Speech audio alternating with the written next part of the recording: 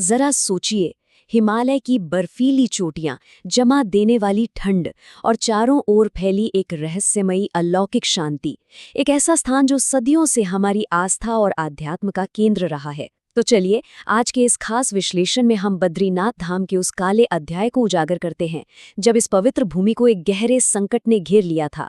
आज हम सिर्फ इतिहास के पन्ने नहीं पलटेंगे, बल्कि उस रोंगटे खड़े कर देने वाली कहानी के हर एक पल को महसूस करेंगे। विनाश, अदम्य साहस और उस परम शक्ति की कहानी जिसने हमारे धर्म को विलुप्त होने से बचाया। अब 8वीं शताब्दी का वह समय कोई आम समय नहीं था।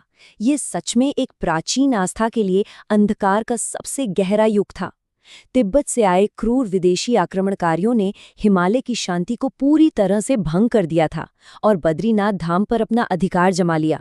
आप कल्पना कर सकते हैं उस निराशा की, उस खौफ की जिसने वहां के निवासियों को घेर लिया होगा। पूरा मंदिर सूना हो गया था और ऐसा लग रहा था मानो सदियों पुरानी परंपरा बस एक झटके में खत्म होने वाली है। अगर हम इस पूरे घटनाक्रम पर नजर डालें तो पाएंगे कि ये सब बहुत तेजी से हुआ। सबसे पहले सदियों की वो असीम शांति जब बद्री विशाल की पूजा बिना किसी रोक टोक के होती थी। फिर दूसरा चरण 8वीं शताब्दी में तिब्बती सेना का अचानक आक्रमण और अंत में सबसे भयानक चीज अपवित्रीकरण।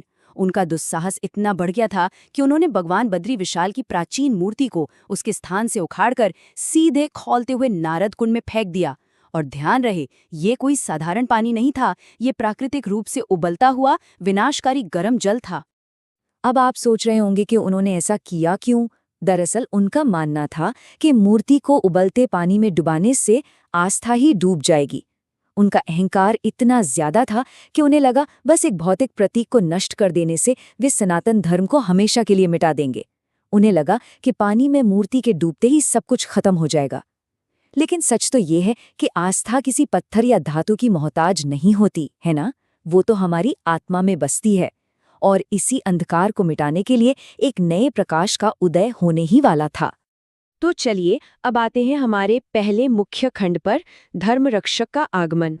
कहते हैं ना कि जब जब धर्म पर संकट आता है, उसकी रक्षा के लिए कोई न कोई दिव्य शक्ति जरूर अवतरित होती है। और यहाँ वो शक्ति थे एक युवा सन्यासी, आदि गुरु शंकराचार्य।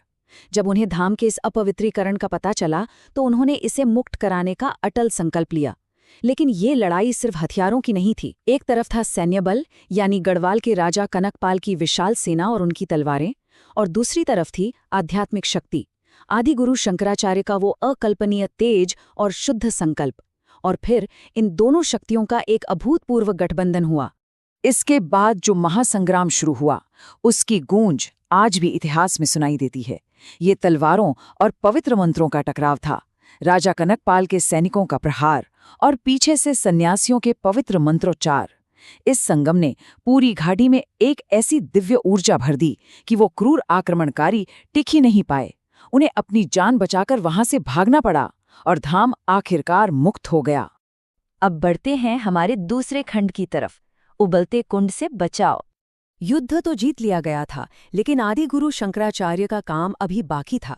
सबसे बड़ी चुनौती थी उस खोई हुई मूर्ति को वापस लाना। इसके लिए उन्होंने 3 कदम उठाए। पहला, अपने तपोबल से दिव्य दृष्टि की प्राप्ति, जिससे उन्हें पानी के भीतर मूर्ति का सटीक स्थान पता चला। दूसरा, और जो सच में रोंगटे खड़े कर देता है, बिना एक पल गवाए उबलते नारद कुंड में छलांग लगाना। और अंत में तीसरा, उस अथाह गहराई से मूर्ति को सुरक्षित बाहर निकालकर उसकी पुनः स्थापना करना। जरा एक पल के लिए इस बात पर गौर कीजिए। उबलते विनाश के सामने पूर्ण निर्भयता। सच कहूं तो ये बात किसी को भी अचंभित कर सकती है। त्वचा को जला देने वाले खौलते पानी में कूद जाना कोई आम बात नहीं है। ये इस बात का सबसे बड़ा प्रमाण है कि जब आपका संकल्प शुद्ध हो तो कोई भी प्रलयंकारी शक्ति आपका रास्ता नहीं रोक सकती। आइए अब देखते हैं खंड 3, शालिग्राम की प्राप्ति। आदि गुरु शंकराचार्य सिर्फ उस समय की समस्या नहीं सुलझा रहे थे, वो भविष्य की भी सोच रहे थे। वो जानते थे कि भविष्य में फिर कोई ऐसा दुस्साहस कर सकता है।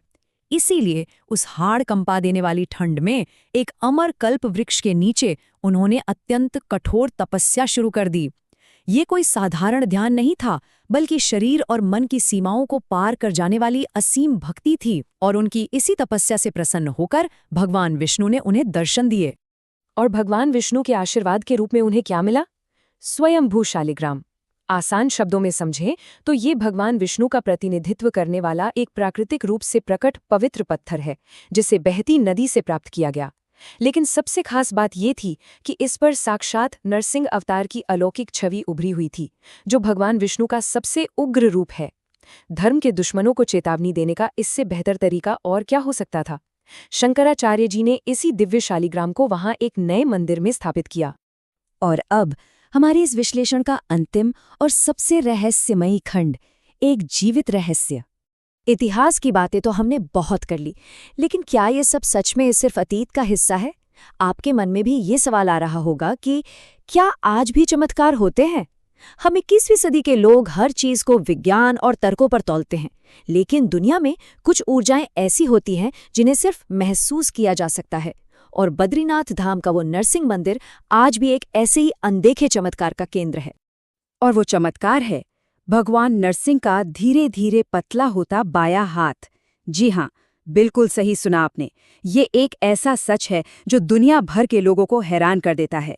ऐसी मान्यता है कि आदि गुरु शंकराचार्य द्वारा स्थापित उस दिव्य मूर्ति का बायां हाथ हर गुजरते दिन के साथ रहस्यमयी तरीके से पतला हो रहा है। ये आस्था का एक जीवित रहस्य है जो हमें याद दिलाता है कि इन हिमालयी वादियों में दैवीय शक्तियां आज भी जागृत हैं। क्या विज्ञान के पास इस अनदेखे चमत्कार का कोई जवाब है? इसी रहस्यमयी सवाल के साथ हम अपना आज का ये विश्लेषण यही समाप्त करते हैं। जय बद्री विशाल, जय आदि गुरु शंकराचार्य।